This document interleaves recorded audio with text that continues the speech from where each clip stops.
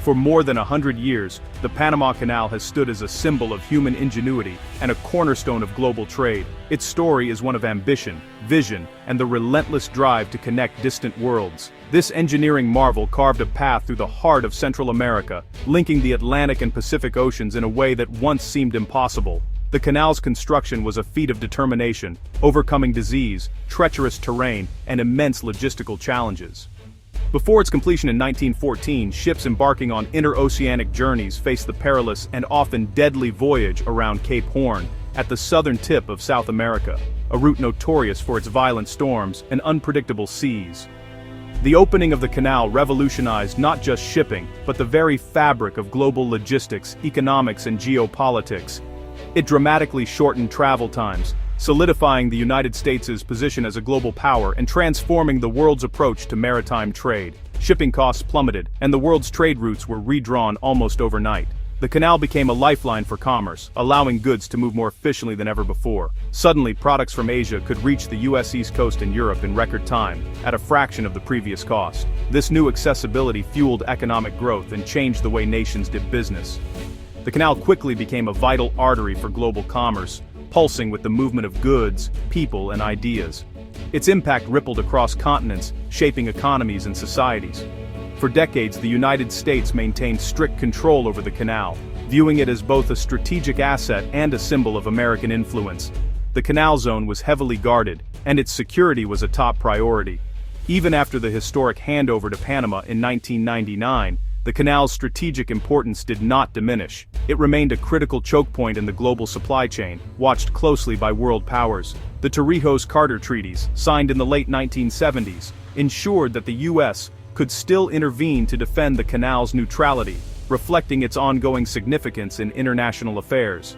Yet, as the world has evolved, so too have the challenges facing the canal. Global trade patterns are shifting, and new economic powers are emerging. Today's ships are larger than ever before. Many now exceed the canal's original dimensions, pushing its infrastructure to the limit and prompting questions about its future role. The 2016 expansion introduced wider locks and deeper channels, but even these improvements have their limits. The canal must constantly adapt to the demands of modern shipping.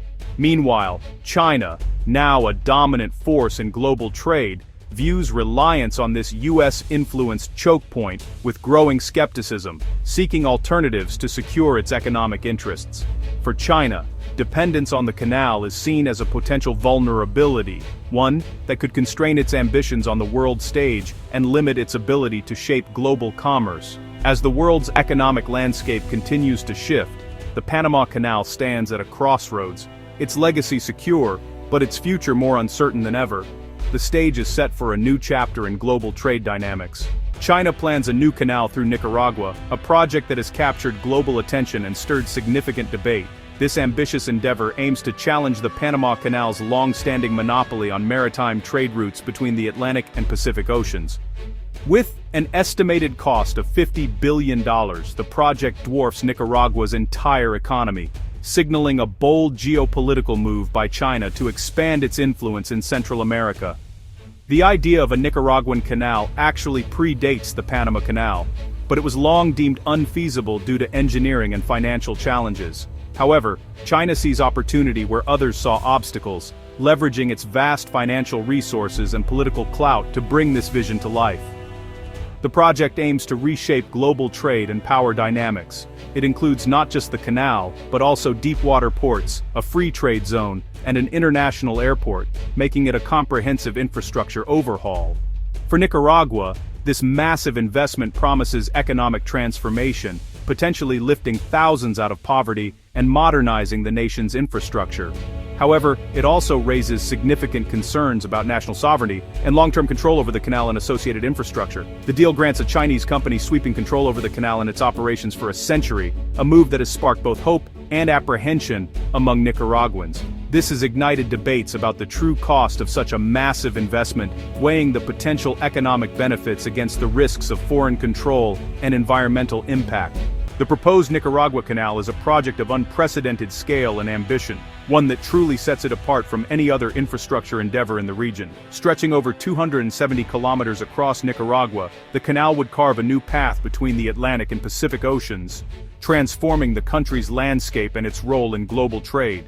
Unlike the Panama Canal, which has long been a vital artery for international shipping, the Nicaragua Canal is designed to accommodate the world's largest ships, vessels so massive that they currently cannot pass through Panama's locks, even after recent expansions.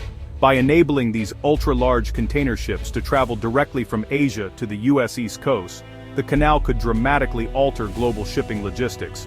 It would open up entirely new, more efficient routes, reducing transit times and reshaping the flow of goods between continents.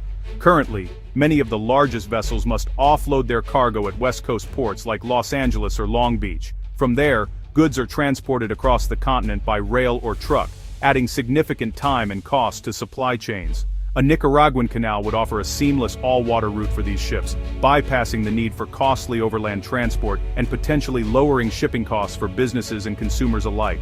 The project's scope goes far beyond just the canal itself.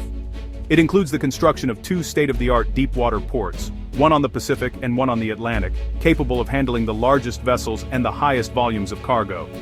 Surrounding these ports, a vast free trade zone and industrial park are planned, designed to attract global investment and foster new industries in Central America. This integrated economic corridor could rival not only the Panama Canal, but also major U.S. ports, positioning Nicaragua as a new powerhouse in international trade and logistics. The ambition behind the canal is to create a transformative economic hub in Central America, one that could generate thousands of jobs, stimulate regional development, and reshape the economic landscape for generations. For China, the plan represents a bold, long-term vision, an opportunity to establish a significant economic foothold in the Western Hemisphere and expand its influence in global trade. By reorienting regional trade flows toward the Pacific, the canal could shift the balance of economic power and create new opportunities for countries across the region. Ultimately, the sheer magnitude of the Nicaragua Canal project reflects not only China's strategic aspirations, but also the profound changes it could bring to global commerce and the future of Central America. The Hong Kong-Nicaragua Canal Development Group, HKND, leads the project. Headed by Chinese billionaire Wang Jing, HKND's ties to Beijing are evident. The deal grants HKND extensive rights with minimal obligations to Nicaragua. Despite claims of a private venture, few doubt China's strategic backing. The arrangement allows China to pursue goals while maintaining deniability. The century-long concession gives China control over a strategic asset. This investment secures long-term influence in the region. China's pursuit of the Nicaragua Canal is driven by trade security and geopolitical ambitions. As a major trading nation, China relies on open sea lanes. Current routes pass through U.S.-influenced choke points, seen as vulnerabilities. A Nicaraguan canal offers an independent route under Chinese control. This reduces reliance on the Panama Canal and mitigates geopolitical risks. Economically, accommodating large ships lowers costs and boosts competitiveness. The canal opens new markets and strengthens trade ties in the Western Hemisphere. It serves as a tool of geopolitical influence, showcasing China's development model. The project binds Nicaragua to Beijing, asserting China's presence in the Americas.